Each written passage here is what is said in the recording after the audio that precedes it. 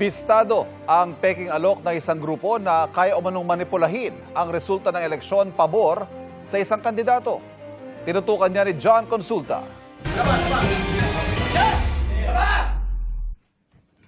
Mabilis na inaresto ng NBI Olongapo at NBI Special Task Force ang 5 lalaki at isang babae sa hotel na ito sa Pasay City. Kasunod yan ang pagtanggap nila sa mark money para sa peking alok na kayang manipulahin ang resulta ng eleksyon para paboran ang isang mayoral candidate sa Zambales.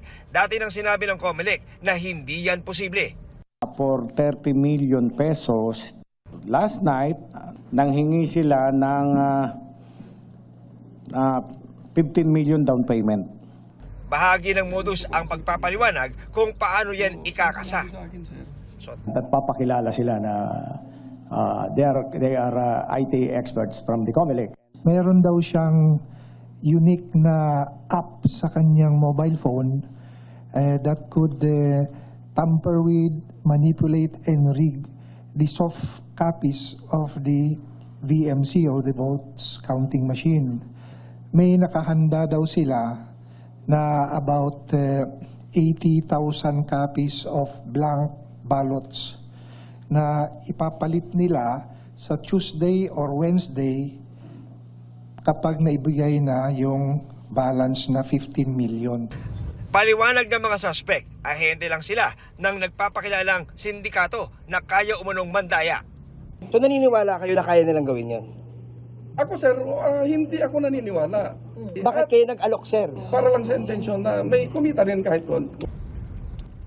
Naharap sa reklamong estafa, usurpation of authority at paglabag ng election law ang 6 na inaresto.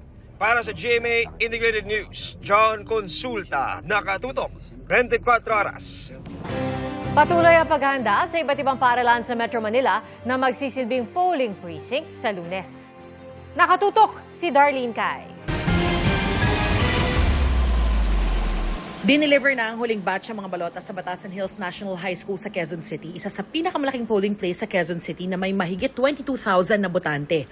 Bantay sarado ang iba't ibang election paraphernalia ng mga guro, pulis at mga taga Quezon City Department of Public Order and Safety.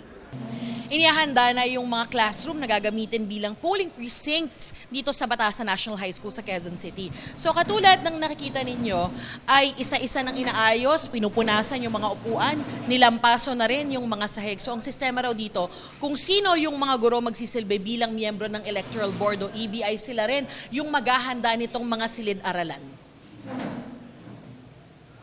Siyempre, kailangan maganda po ang pag-cater natin sa ating mga botante. No? At mamaya, pagkatapos ng kanilang paglilinis, posting na po yun ng mga pangalan ng ating mga botante.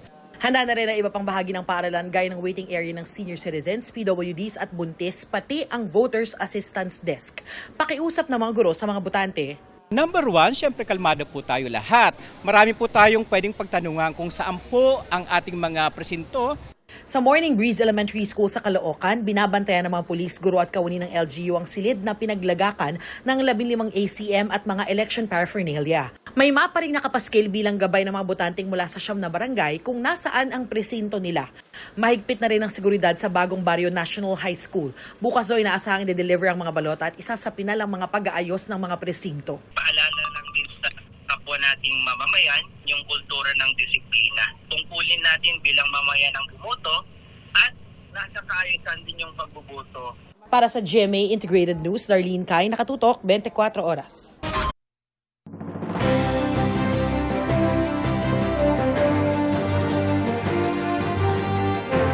Nagsana po ang mga biyahero sa Parañaque Integrated Terminal Exchange o PITX na humahabol pa uwi sa probinsya para po makaboto sa eleksyon 2025. Ubusan na po ng tiket sa ilang biyahe gaya ng mga paalbay at kagabi po mahigit 200,000 ang bilang ng mga pasahero sa PITX. Kaya abiso po ng terminal, silipin muna ang kanilang social media page para sa schedule at operating hours ng mga bus company. Sa Lunes po kasi, ang araw ng eleksyon, kanselado po ang ilang biyaheng Bicol, Visayas at Mindanao. Pero tuloy-tuloy naman ang mga biyahe sa Lunes, Pamindoro, Batangas, Laguna at Quezon. Mga kapuso, maging kabahagi po ng aming malaking misyon sa pagtutok at pagbabantay ngayong eleksyon 2025. Kung kayo may balitang eleksyon sa inyong lugar, aberya sa presinto, pati tanong at sumbong, ipadala yan sa GMA Integrated News via YouScoop Plus. Para maging YouScooper, sumali sa YouScoop Group sa Facebook. Pwede ring direkta mag-message sa verified YouScoop page o gamitin ang hashtag YouScoop sa inyong social media post. Ang inyong ipadadalang larawan at video kaugnay sa eleksyon 2025 didiretso sa aming Digital Action Center. Halos 100 student volunteer mula sa iba't ibang kolehiyo at universidad ang katuwang namin para i-monitor ang social media content, alamin ang mga trend at mag-double check ng facts sa eleksyon.